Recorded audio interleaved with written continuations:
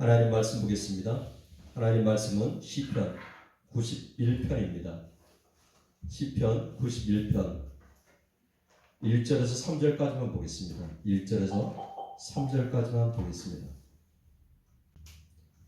자, 다 찾으셨죠? 같이 봉독합니다. 시작. 지존자의 은밀한 곳에 거주하며 전능자의 그늘 아래에서 사는 자여, 나는 여호와를 향하여 말하기를 그는 나의 피난처요 나의 요새요 내가 의뢰하는 하나님이라 하리니, 이는 그가 너를 새 사냥꾼의 올무에서와 심한 전염병에서 건지실 것이미로다. 아멘. 오늘 말씀은 한번 같이 볼까요? 자, 우리 앞에 보면 같이 읽겠습니다. 시작. 제목, 초자연적인 하나님의 보호하심과 인도하심. 시편 91편을 통해서 느끼고 깨달아야 할 세 가지가 있습니다. 첫째, 나는 두려울 때 어디로, 누구에게로 피하는가? 둘째, 안전은 조건이 아니라 누구 안에, 누구와 함께 있는가이다. 셋째는 완전한 안전은 하나님만을 의지하며 하나님 안에 거할 때만 가능하다라는 말씀 가지고 우리 시편 91편을 통해서 같이 말씀을 나눠보도록 하겠습니다. 예전에 제가 직장에서 밤에 전화가 왔습니다. 입주민으로부터. 막 울면서 전화가 왔어요. 한 10시 반 됐는데 울면서 전화하니까 제가 얼마나 놀라겠습니까? 여성분인데 젊은데. 왜 그러시냐 그랬더니, 아저씨 지금 너무 무서워 죽겠어요. 왜요? 누가 문을 계속 두드리고 덜컥덜컥 문을 열라고 하는데 너무 무섭다는 거예요. 그래서 아니 바깥 사장님 안 계셔요? 아무도 없어요. 저 조그만해 딸 하나하고 저하고 둘이 있는데 밖에 나가보지도 못하고 무서워 죽겠대요. 그래서 제가 갔습니다. 가서 보니까 아무도 없죠. 그 문을 열고 확인을 해줬죠. 그랬더니 막 쫓아나와가지고 손을 붙들고 너무 무섭다고. 손이 정말 차가웠어요. 그래서 안심하시라고, 뭔 일이 있으면 바로 연락을 하시라고. 그러면 경비 아저씨나 저희들한테 연락하면 저희가 바로 쫓아올 테니까 너무 그렇게 무서워하고 그러지 마시라고. 제가 CCTV 확인해 봤는데 전혀 다른 거 없으니까, 누가 술 취한 사람이 그랬을 수도 있으니까 너무 무서워하지 말라고 이야기했던 적이 있습니다. 그런데 그 여성분이 이야기하는 것 중에 제 참 마음을 울리는 게 있었습니다. 우리 아저씨가 있었다면 제가 그래도 좀 참을 수가 있었을 텐데 우리 아저씨도 없어요, 이러는 거죠. 어쩌면 남편이 있었다면 그렇게 두려워하지 않았을 겁니다. 그런데 남편이 없다 보니까 어린 딸 하나 데리고 연약한 여성이 혼자 있다 보니까 너무 두려워했던 거죠. 우리는 이렇게 살아가면서 두려울 때가 있고 힘들 때가 있고 고난과 고통을 만날 때가 있습니다. 이때 우리는 무엇을 생각합니까? 누구한테 의지하게 됩니까? 누구를 바라보게 되나요? 어디로 가게 되나요? 오늘 시편 91편을 통해서 우리가 한번 말씀을 같이 나누어 봤으면 좋겠습니다. 우리 아마 잠자다가 악몽을 한 번씩 꾸어본 사람 다 있을 겁니다. 또 젊은 친구들이 이것을 가위 눌린다고도 이야기를 합니다. 그런데 정말 꿈에 이러지도 못하고 저러지도 못할 때가 있습니다. 그때는 어떻게 하나요? 제가 얼마 전에 꿈을 꾸다가 그런 꿈을 자꾸 꿔본 적이 있어요. 아내하고 아주 멀리 여행을 갔습니다. 여행을 갔다가 정말 지금도 생생한 게, 여행을 갔다가 아내를 잃어버렸어요. 아내 잃어버린 것도 괜찮은데 아내를 찾으려고 하다 보니까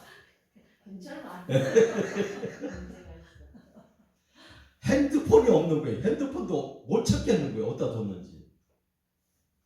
핸드폰도 못 찾는 것 둘째 치고 차를 어디다 뒀는지도 못 찾겠는 거예요. 세상 말로 정말 미치는 거예요.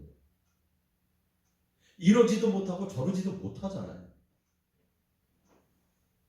밤새 이제 고민을 하고 그러다가 이제 지나가는 사람을 만나서 핸드폰을 빌렸습니다. 빌려서 이제 전화를 해야 되잖아요. 아내에게 전화를 해야 되고 이게 아내한테 전화를 하니까 전화를 안 받는 거예요. 그럼 이제 딸한테도 제가 아내 핸드폰 번호를 딱 3개뿐이 없으니까 딸 둘하고 아내 전화뿐이 없는데 딸들한테 전화를 해서 전화를 안 받는 거지. 그 다음에 전화하고는 아무도 생각이 안 나요. 야, 정말 어떻게 할지를 모르겠는 거죠. 그러다가 깬 적이 있습니다. 그러면서 제가 그런 생각을 했어요. 우리가 정말 이런 상황이 되면 과연 어떻게 해야 되냐? 어떻게 방향을 찾아가야 되냐? 이럴 때 우리는 기도해야 되고 이럴 때 우리는 하나님을 찾아야 되죠. 하나님께서는 우리를 눈동자같이 보살펴 주시고 있기 때문에 그래서 하나님을 바라보며 하나님을 찾아야 됩니다. 오늘 시편 91편을 통해서 우리가 한번 하나님께서 어떻게 우리를 보호하시고 어떻게 우리를 이끄시고 어떻게 우리를 구원하셨는지 한번 말씀을 나눠보려 합니다. 첫째, 나는 두려울 때 어디로 피하는가를 생각해 봐야 된다는 거죠. 나는 위기의 순간 어디로 피하는가? 위기의 순간에 사람한테 피하고 또 물질을 부여잡고 그 물질 속으로 빠져들고 인터넷을 찾지 않는다 라는 생각을 해보게 되죠. 그런데 우리는 두려울 때 하나님께로 피해야 됩니다. 그러면 하나님께서 우리를 보살펴 주시겠다고 이야기하죠. 1절 2절 같이 읽어봅니다. 시작. 지존자의 은밀한 곳에 거주하며 전능자의 그늘 아래에 사는 자여, 나는 여호와를 향하여 말하기를 그는 나의 피난처요 나의 요새요 내가 의뢰하는 하나님이라 하리니. 하나님은 여호와는 누구냐면 나의 피난처고 나의 요새고 내가 의뢰하는 하나님이라는 거죠. 그러니까 하나님께 피해야 된다고, 하나님을 피난처로 삼아야 된다고 이야기를 하고 있는 겁니다. 하나님 안에 머무는 자는 참된 쉼과 안전을 누린다고 구체적으로 이야기하고 있습니다. 하나님이 믿는 자에게는 하나님께서 견고한 피난처가 되겠다고 이야기를 하죠. 안전은 환경이 아니라 관계에서 나온다고 이야기합니다. 하나님 안에 거하는 삶은 단순히 믿는다고 말하는 것이 아니라 머무르고 의지하고 신뢰하며 거처를 그분 안에 두는 삶이 안전이라고 이야기하고 있습니다. 믿음은 피난처를 선택하는 결단입니다. 세상은요, 여러 가지 재난도 있고 또 질병도 있고 고난도 있고 고통도 있습니다. 이때마다 사람을 찾는 것이 아니라 하나님을 찾으라는 거죠. 하나님을 바라보라는 것입니다. 우리가 아까도 이야기했듯이 문제를 만나잖아요. 어떻게 할 수 있는 방법이 없잖아요. 그럴 때 사람의 능력으로도 안 됩니다. 그럴 때 우리는 하나님을 먼저 생각해야 된다는 거죠. 하나님께 먼저 문제를 가지고 나아가야 된다고 이야기를 하는 겁니다. 우리는 성경을 통해서 문제를 만날 때마다 하나님을 먼저 찾았던 많은 위인들을 볼 수 있죠. 다윗이 그랬고요. 욥이 정말 육체의 고난 가운데 고통 가운데 있을 때도 세 친구들 찾아와서 위로할 때도 그들의 얘기를 듣지 않고 하나님만 바라보았습니다. 다니엘은 온갖 부귀영화를 다 주면서 왕이 구슬르고 또 꼬시고 했지만 그럼에도 불구하고 하나님만 바라보며 기도의 삶을, 예배의 삶을 살았었습니다. 그렇다면 우리는 어떠한 모습으로 살아야 됩니까? 하나님만 바라보며 살아야 되죠. 가장 두려울 때, 가장 무서울 때, 힘들 때, 이때 하나님께 피하십시오. 하나님만 의지하십시오. 그러면 하나님께서 우리를 지켜주신다고 이야기하고 있습니다. 창세기 28장 15절에 보니까 이렇게 얘기하죠. 내가 너와 함께 있어 내가 어디로 가든지 너를 지키며. 물론 이 말씀이 야곱에게 이야기한 말씀일지라도 우리는 이 말씀이 우리에게 주는 말씀으로 받아들이고 나아가야 된다고. 여호수아 1장 9절에서 이야기하죠. 강하고 담대하라. 두려워하지 말라. 놀라지 말라. 내가 어디로 가든지 네 하나님 여호와가 너와 함께하느니라. 여호수아에게만 함께하는 게 아니라 예수를 구주로 믿는 우리들과 함께 하시겠다고 약속하시는 것입니다. 그러니까 우리는 두려울 때, 힘들 때, 어려울 때, 고난과 고통을 만날 때 사람에게로 피하는 것이 아니라 인터넷 찾아서 어떻게 피해라 방법을 모색하는 것이 아니라 하나님께로 피하고 하나님을 붙들고 방법을 모색하라고 이야기하고 있습니다. 두 번째는 안전의 조건은 환경이 아니라 누구 안에 거하느냐, 누구와 함께 하느냐에 달려있다는 것입니다. 3절에서 8절 같이 읽습니다. 시작. 이는 그가 너를 새 사냥꾼의 올매서와 심한 전염병에서 건지실 것이미로다. 그가 너를 그의 기초로 덮으시리니 내가 그의 날개 아래에 피하리로다. 그의 진실함은 방패와 손방패가 되시나니 너는 밤에 찾아오는 공포와 낮에 날아드는 화살과 어두울 때 퍼지는 전염병과 밝을 때 닥쳐오는 재앙을 두려워하지 아니하리로다. 1000명이 내 왼쪽에서 10,000명이 내 오른쪽에서 엎드러지나 이 재앙이 내게 가까이 하지 못하리로다. 오직 너는 똑똑히 보리니 악인들의 복을 내가 보리로다 라고 이야기하죠. 지금 3절에서 8절 봉독하면서 어떤 생각입니까?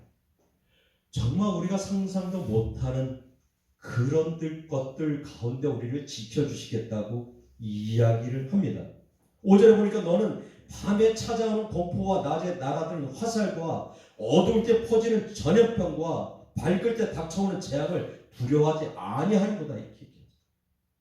하나님 안에 거하면, 하나님을 사랑하고 하나님 안에 거하면 이 두려움 가운데서 우리가 평안해질 수 있다고 이야기를 하죠. 안전보장의 축복으로 인도받을 수 있다고 이야기하는 겁니다. 그래서 안전은 조건이 아니라 누구 안에 거하는 거고 누구와 함께 있느냐는 것입니다. 그것이 우리가 하나님께서 우리를 보호해 주시겠다는 초자연적인 하나님의 보호하심입니다. 그래서 하나님이 주시는 실제적인 초자연적인 보호는 뭐냐면 보이지 않는 올무, 함정, 음모에서 우리를 구원하시겠다고 이야기하죠. 치명적 질병, 전염병에서 보호하신다고 얘기해요. 하나님의 날개 아래 품어 주심을 보호로 이야기하고 있습니다.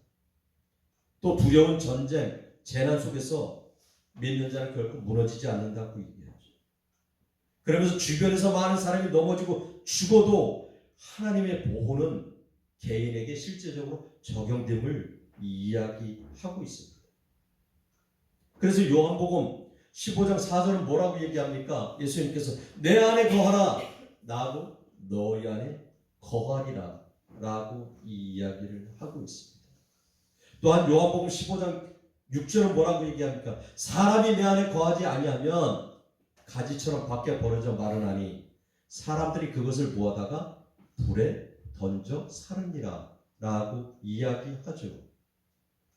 사람들이 내 안에 거하지 않으면 가지처럼 밖에 버려져 마르나니 사람들이 그것을 모아다가 불에 던져 사르니라 라고 이야기합니다. 그러니까 하나님께서 조건을 붙인 거예요. 하나님 안에 거하라는 거예요. 하나님을 바라보고 하나님 사랑 안에 머물라고 이야기하는 거죠. 그때 하나님께서 지금 보이는 대로 이런 곳에서 지켜주시고 보살펴 주시겠다는 거예요. 보이지 않는 올무, 함정, 음모에서 구하신다고 얘기하죠. 치명적 질병, 전염병에서 보호한다고 얘기합니다. 하나님의 날개 아래 품어주시는 보호로 말씀을 하고 계십니다. 앞에 있습니다. 두려운 전쟁, 재난 속에서도 믿는 자는 결코 무너지지 않는다고 이야기합니다. 주변에 많은 사람이 넘어지고 죽어도 하나님의 보호는 개인에게 실제로 적용됨을 지금 3절과 8절에서 이야기하고 있는 것입니다. 그렇다면 세 번째는 완전한 안전은 하나님만을 의지하며 하나님 안에 거할 때만이 가능하다는 것입니다. 완전한 안전은. 그러니까 하나님 안에 거할 때 우리 안에 완전한 안전이 보장된다고 이야기하는 것입니다. 자, 우리가 아이를 다 키워봤잖아요. 아기를 다 키워봤잖아요. 그렇죠? 물론 지금 장성에서 다 장가가고 며느리 보고 했지만, 그런데 물론 애는 이제 저희 아내가 키웠습니다. 저는 옆에서 보기만 했지만, 그런데 그 모습을 보면서 아이가 배가 고프거나 불안하고 할 때는 막 물지요. 정말 소스라치게 옵니다. 그런데 정말 신기한 겁니다. 엄마 젖을 물리면, 엄마 품에 들어가면 끝이죠. 왜 그럴까요? 엄마 품에 있으면 모든 것이 안정이 되는 거예요. 배가 고프면 엄마가 밥을 줄 거라고 생각하고 젖을 줄 거라고 생각하고, 두려움과 무서움이 있으면 엄마가 보호해 줄 거라고 생각하기 때문에 말도 못하는 아기가, 걷지도 못하는 아기가 엄마 품에만 있으면 안정을 취하게 되죠. 우리의 삶이 똑같습니다.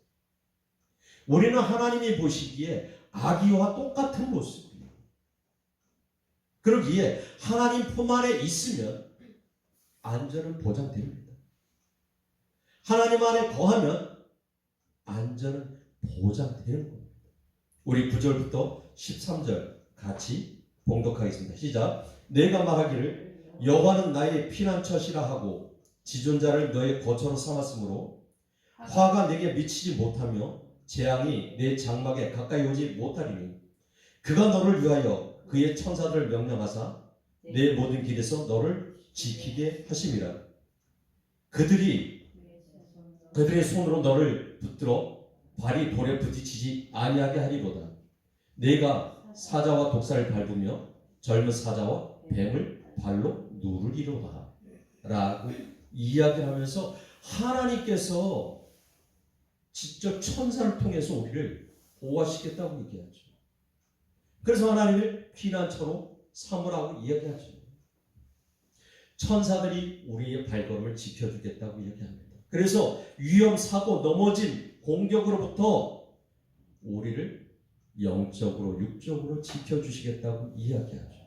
심지어는 이렇게 이야기합니다. 사자, 독사, 뱀 등의 위협에서도 우리를 지켜주시겠다고 하나님은 이야기합니다. 위험은 어디에나 존재합니다. 두려움은 어디에나 존재합니다. 그렇지만 우리가 하나님을 사랑하고 하나님 안에 거할 때 그 위험과 두려움은 우리를 지배하지 못합니다.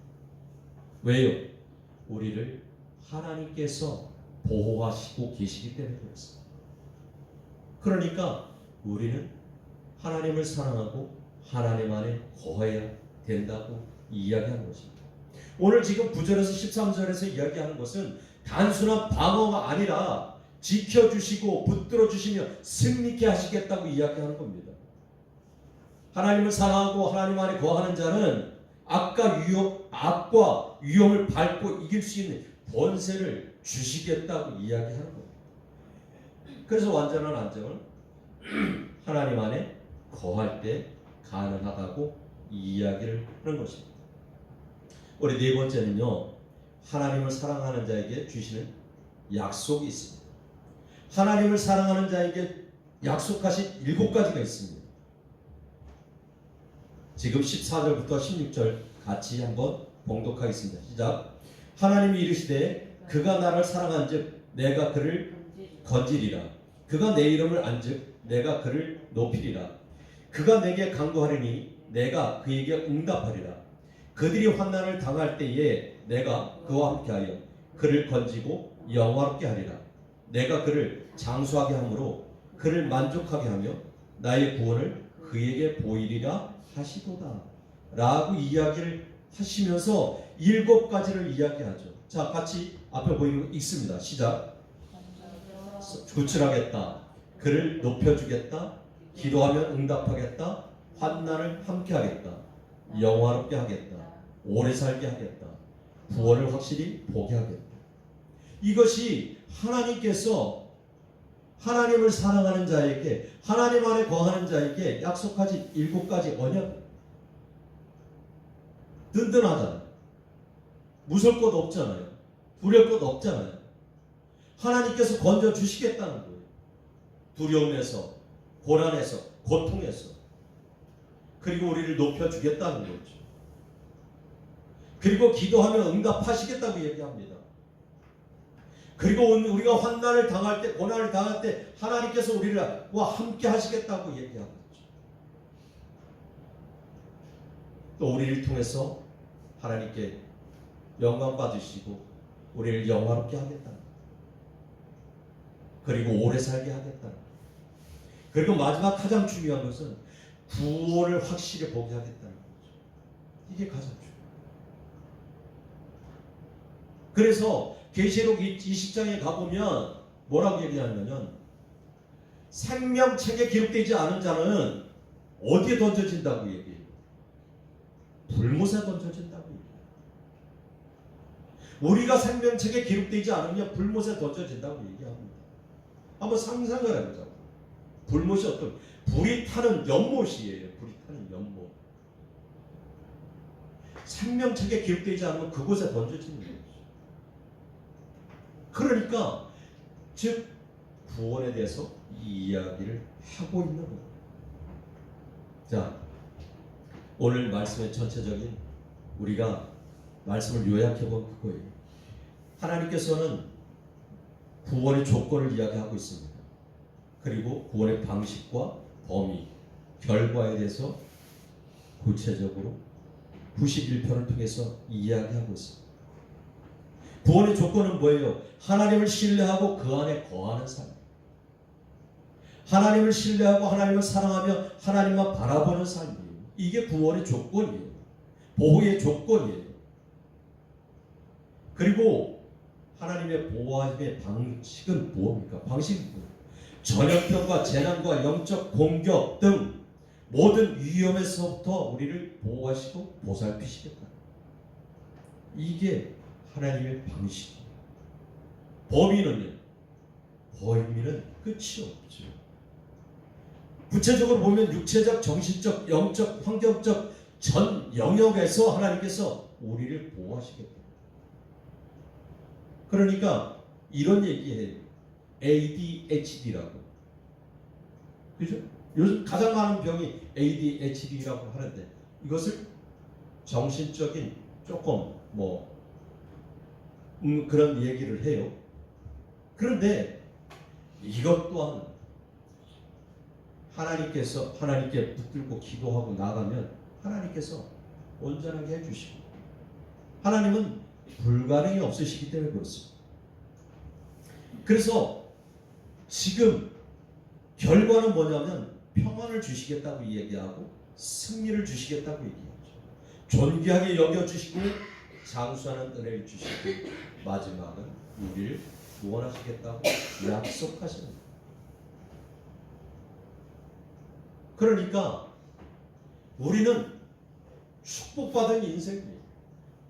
하나님 안에 있으면 정말 복받은 인생이에요. 감히 어느 누가 우리를 그렇게 지금 말씀처럼 우리를 보호하시고 보살피시고 이끄실 수가 있겠어요? 아무도 못해요. 육적인 부분으로는 우리를 보호할 수 있습니다. 예를 들면 대통령이 가면 경호원들이 많이 붙어서 누가 공격 못하게 하지요. 육적인 부분으로 얼마든지 보호할 수 있어요. 그런데 영적인 부분도 보호할 수 있나요? 못하잖아요. 영적인 부분. 그런데 하나님께서는 우리 영적인 부분까지 완전하게 보살펴 주시겠다고 이야기합니다. 이보다 더 큰 축복이 어디 있어요? 그런데도 불구하고 하나님을 사랑하지 못하고 하나님 안에 거하지 못하고 하나님을 신뢰하지 못한다면 너무 안타까운 모습이죠. 세상에 어느 곳에나 어디에도 절대 안전은 없습니다. 그렇죠? 절대 안전은 없어요. 내가 아무리 좋은 권력을 가지고 높은 권력을 가지고 권세를 가지고 있다 할지라도 절대 안전은 없어요. 금방 말씀드렸듯이 육적인 안전은 지킬 수 있겠지만 영적인 안전은 지킬 수가 없어요. 그것은 하나님 안에 거할 때만 가능하다는 거예요. 그래서 하나님은 안전 제공자일 뿐만 아니라 우리에게 구원의 승리를 주시는 전능하신 하나님이라는 거예요. 그래서 하박국은 하박국 3장 18절에 이야기하잖아요. 하박국 이야기해요. 나는 여호와로 말미암아 즐거워하라. 나의 구원의 하나님으로 말미암아 기뻐하리로다. 이렇게. 저는 그 말씀 읽으면서 반성하면서 처음에 하박국은 얼마나 불평합니까? 왜 하나님 지금 이스라엘 이 모양으로 내비둡니까? 악인들이 득세를 하고 악인들이 잘 먹고 잘 사는데 왜 이렇게 내버려 둡니까? 그런데 하박국이 하나님을 대면하고 하나님의 말씀을 경험하고 그리고 나서 고백합니다. 외양간에 송아지가 없을지라도 양에 우리가 없을지라도 밭에 소출이 없을지라도 나는 여호와로 말미암아 즐거워하겠다. 그리고 나의 구원의 하나님으로 말미암아 기뻐하겠다. 우리의 삶이 이런 삶이 되었으면 좋겠습니다. 내가 지금 가지고 있는 것, 내 안에 부족한 것 이거 붙들고 있지 마십시오. 하나님 다 아시죠. 하나님 다 아십니다. 이것까지도 감사하며 살아가는 우리의 모습이 됐으면 좋겠습니다. 하나님을 바라보고 하나님을 사랑하고 하나님 안에 거할 때 우리 안에 불가능은 없습니다. 왜요? 하나님께서 함께 하시기 때문입니다. 하나님께서 우리를 보호하시고 보살피시고 완전하게 이끄시기 때문에 그렇습니다. 그 하나님만 바라보는 우리 모두가 되기를 예수 그리스도의 이름으로 축복합니다. 아멘.